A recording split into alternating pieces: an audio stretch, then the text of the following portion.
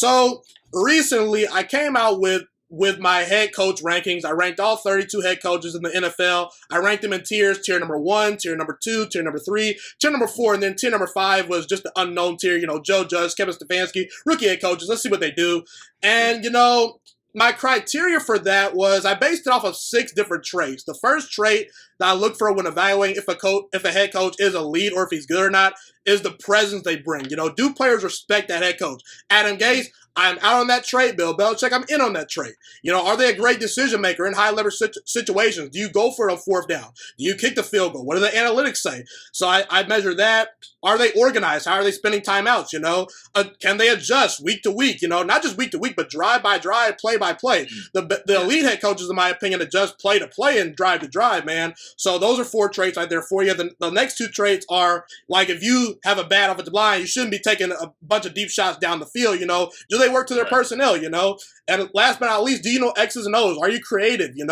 Can you come up with some great schemes? Okay, so those are the 6 traits that I look for. My top 10 head coaches, I had number 1, Bill Belichick, number 2, Andy Reid, number 3, Mike Tomlin, number 4, John Harbaugh, number 5, Sean Payton, number 6, Doug Peterson, your guy, Philadelphia Eagles fan, Reagan Griffin Jr. right here, number 7, Pete Carroll, number 8, Sean McVay, number 9, Ron Rivera, number 10, Kyle Shanahan. I can repeat that list if you want, but what are your thoughts on my list? Where will you push back, and what are your thoughts? My elite head coaches, the 6 coaches I had in the elite tier was the top 6 guys. I had Doug Peterson as the last guy in the tier, Sean Payton, Harbaugh, Tomlin, Reid, and Belichick. What are your thoughts on my list?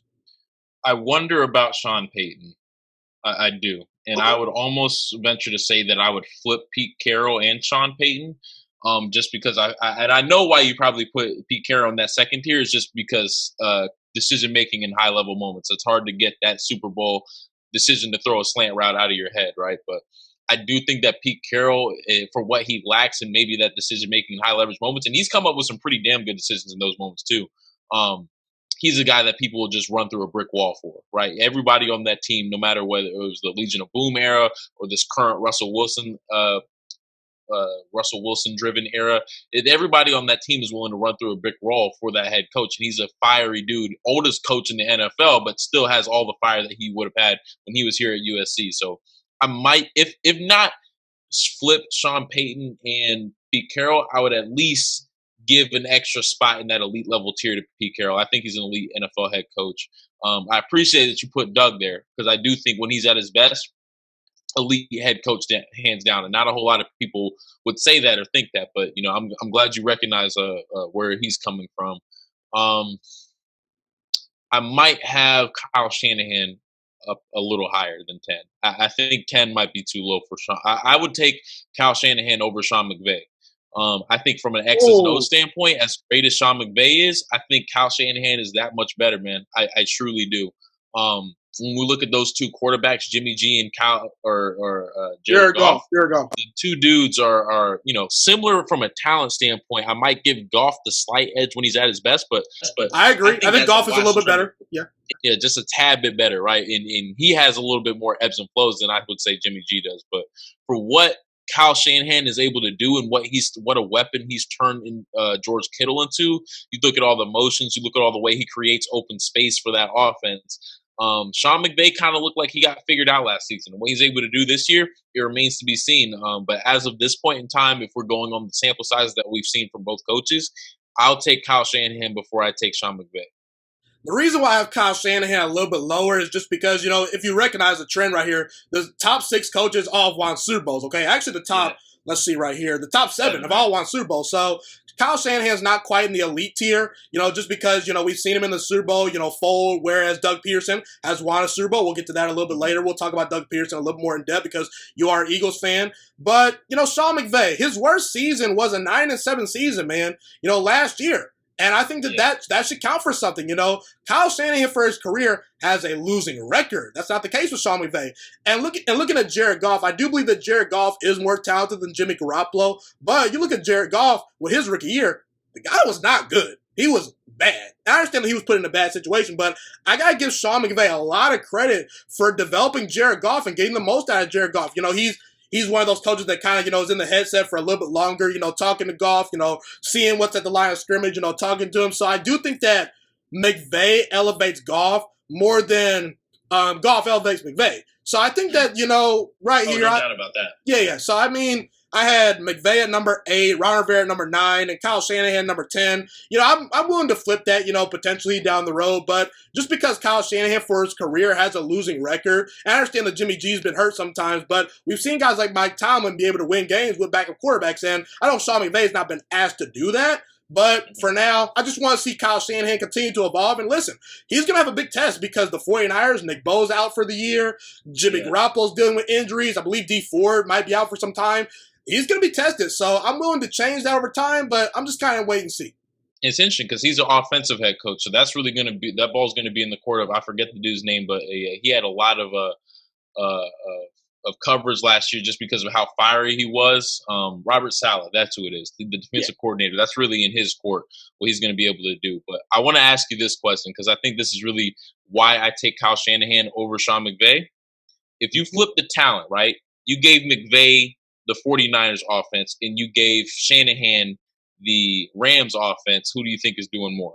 I think that Shanahan's a little bit more creative, but at the same time, I think that when I'm given the most amount of talent, I think that McVay can maximize that. It's where it's one of those things where I think Shanahan does a better job of elevating a little bit lower level players, but McVay, when given the right amount of things, he can do more. So I think McVay has a higher ceiling. But I don't know. That's interesting. I'm just thinking right, when you think about the talent that the 49ers have offensively, obviously Deebo Samuel's hurt. So you're looking at Brandon Ayuk on the outside. I'm forgetting who their other wide receiver is, but he's not that great.